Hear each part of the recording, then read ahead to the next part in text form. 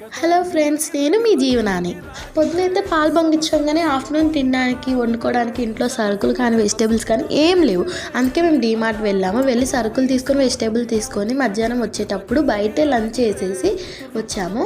మేమైతే అన్నపూర్ణ హోటల్కి అయితే వెళ్ళాము. ప్యూర్ వెజ్ అన్నారు.